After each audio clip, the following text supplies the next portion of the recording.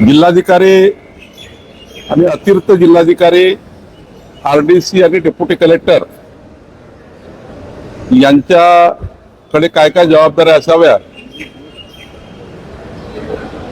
12 वर्षापूर्वी विभाजन झालं होतं, पण आता बदलत्या काळामध्ये काही जबाबदाऱ्या ॲडिशनल कलेक्टरच्या वाढवल्या, काही जिल्हाधिकाऱ्यांना वर्क केल्या आहेत, काही आरडीसीला वर्क केलं आहे.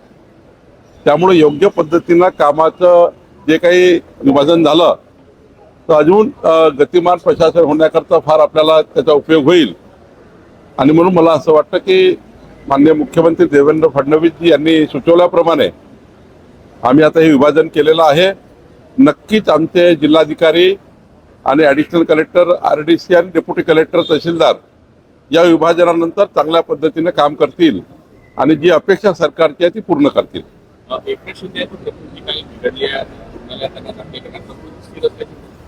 नाही, मला वाटतं की थोडा 3-4 दिवसापासून एकनाथजीची तब्येत चांगली नाही आहे, पण आता तब्येत ठीक आहे. निश्चितपणे उद्या, परवा, सोमवार, मंगळवारी एकनाथजी पुन्हा विधिमंडळात येतील. मिसिंग लिंक फोटो काही येत आहे, व्हिडिओ येत आहे. मिसिंग लिंक वरती 2 महिन्यामध्ये खड्डे पडले आहे मुंबई पुणे एक्सप्रेस वेवरच्या. त्याकडे सरकार कसं होते, पाऊस जास्त झाला आहे. नाही, यावर्षी मिसिंग लिंक तयार झाली आहे. कधी कधी आपण काम करताना काही गोष्टी राहून जातात, त्याच्यामुळे होतं. कधी कधी खूप जास्त पाऊस असल्यामुळे होतं, पण त्यातून आपल्याला कळतं. आणि तो हा जो पिरियड असतो वर्षभराचा, तो त्या ठिकाणी कॉन्ट्रॅक्टरकडेच त्याचं मेंटेनन्स असतं.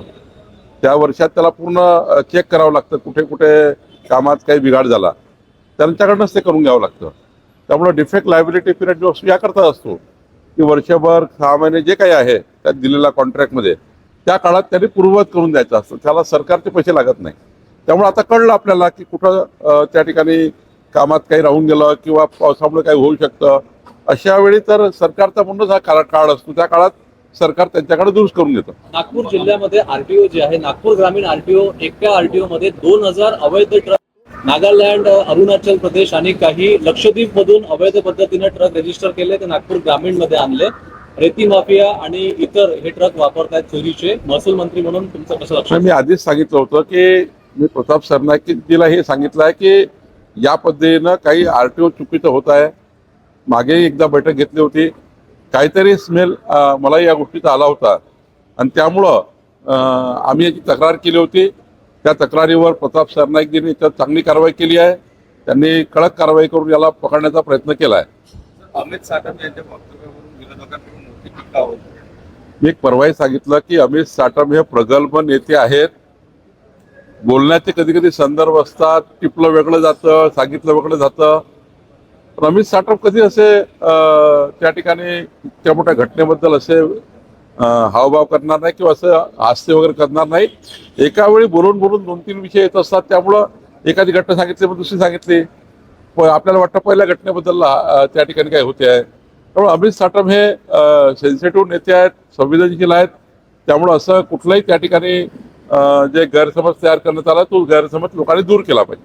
राष्ट्रवादीचे जयंत पाटील यांनी बीएमसीच्या निधीमध्ये अपव्यवहार होत असल्याचा ज्या ठेवी होत्या 2021-22 मध्ये, त्या ठेवी आता कमी झाल्याचं त्यांचं. राष्ट्रवादीचे शरद पवार गटाचे नेते जयंत पाटील असं बोलतात हे हास्यास्पद आहे. खरं तर त्यांनी आपले पार्टनर उद्धव ठाकरेच्या सरकारच्या काळामध्ये काय काय झालं जरा एकदा चेक करून घेतलं तर बरं होईल. कशाला त्याच्यामध्ये आता जायचं आपल्याला. शेवटी आरोप प्रत्यारोप करण्यापेक्षा माननीय एकनाथजी, माननीय देवेंद्रजी, एकनाथजी मुख्यमंत्री असताना बऱ्यापैकी डिपॉझिट असलेला पैसा हा मुंबईच्या डेव्हलपमेंटवर त्यांनी खर्च केला. हीच भूमिका असली पाहिजे. पैसा डिपॉझिट ठेवण्यापेक्षा राज्याचा जीडीपी कसा वाढेल, राज्याचं इन्फ्रास्ट्रक्चर कसं डेव्हलप होईल, त्यामध्ये कशी वाढ होईल याची काळजी घेतली पाहिजे. अंबरनाथचे उपनगराध्यक्ष यांनी काल एक वक्तव्य केलं, टक्केवारी या वक्तव्यात तरी संताप व्यक्त केला. नाही, असं बोलू नये. टक्केवारी या विषय सरकार टक्केवारी या विषयावर कोणीच काम करू नये. पारदर्शी लोकाभिमुख काम केलं पाहिजे. छत्रपती शिवाजी महाराजांचा महाराष्ट्र आणि आपण छत्रपती शिवाजी महाराजांचं रोज नाव घेतो, तर आपण काही भूमिका शिकल्या पाहिजे. सर, उद्धव ठाकरे उद्धव ठाकरेजींना खूप दिवसांनी उद्धव ठाकरेजींना चांगली बुद्धी कोणीतरी दिली आहे. आता या दिलेल्या बुद्धीचा चांगल्या पद्धतीने वापर करतील असं मला वाटतं.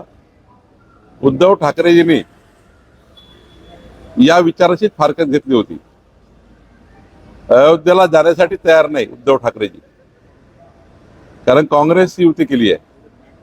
मताचं लांगून चालन करण्याकरता लोकसभा विधानसभेच्या निवडणुकीमध्ये मी कसा दूर आहे अयोध्येपासून, अयोध्येच्या भगवान प्रभू रामचंद्रापासून मी कसा दूर आहे हे दाखवण्याचं काम उद्धव ठाकरेजींनी केलंच आहे. कुठे गेले अयोध्येला या काळात? आणि त्यामुळं किमान आता हे सर्व हिंदुत्ववादी कार्यकर्ते, खासदार आमदार बाहेर चालले आहेत. त्यांना असं वाटतं की भगवान प्रभू रामचंद्राचं नाव घेऊन काहीतरी जमेल, राजकीय फायदा घेण्याकरता आंदोलन आहे. पण आता असा काही फायदा होत नाही राजकीय. नवनीत राणा यांनी त्यांच्या घरासमोर हनुमान चालीसा पठण केलं, तुरुंगात टाकलं होतं. तेच सांगतो की त्यावेळी जेव्हा अयोध्येला जाण्याकरता पूर्ण देशाचा राज्याचा आग्रह होता, तेव्हा उद्धवजी अयोध्येकडे पाहायचे नाही, बघायचे नाही. मताच्या लांगून चालण्याकरता, काँग्रेसशी जुळवून घेण्याकरता, अभद्र युती टिकवण्याकरता, विचाराच्या बाहेरची युती टिकवण्याकरता हिंदू हृदय सम्राट बाळासाहेब ठाकरे यांचे विचार सोडून उद्धव ठाकरे यांनी त्या ठिकाणी भगवान प्रभू रामचंद्राची फारकत घेतली. दर्शनही करायला तयार नाही. आता सारं निघून गेलं म्हणून उद्धवजी पुन्हा एक चांगल्या बुद्धीनं एक चांगलं आंदोलन करतायत. त्याबद्दल आमची काही मनाई असू शकत नाही. आंदोलन करायला केलं पाहिजे, पण किमान हा विचार काही काळ टिकून ठेवला पाहिजे. काही काळ हा विचार टिकला पाहिजे. नाहीतर मला असं वाटतं की मग केवळ राजकीय आंदोलन झालं असं नको. राज ठाकरेंनी एक पोस्ट केलेली आहे की अमित साटम यांनी केलेल्या वक्तव्यामुळे मुख्यमंत्र्यांची प्रतिमा डागाळते आहे. मी वारंवार सांगतो की अमित साटम हे कधी असं करू शकत नाही. ते अत्यंत प्रभावी आणि प्रगल्भ नेते आहेत.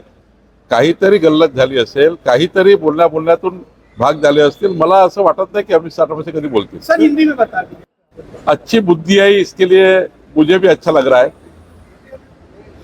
हमने वो दिन देखे हैं महाराष्ट्र में जब उद्धव ठाकरे जी को अयोध्या जाना था. पूरा महाराष्ट्र देख रहा था कि उद्धव जी अयोध्या जाएंगे या नहीं जाएंगे. उद्धव जी नहीं गए.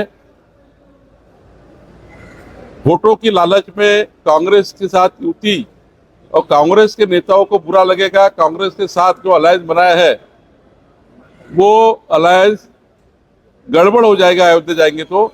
ये आधार पे अयोध्या नहीं गए. नवनीत राणा जैसे नेता को हनुमान चालीसा पठन करने के बाद उनको 14 दिन जेल में डाल दिए गए. 14 दिन जेल में डाला नवनीत राणा को. हनुमान चालीसा पढ़ा था, कुछ नहीं किया था.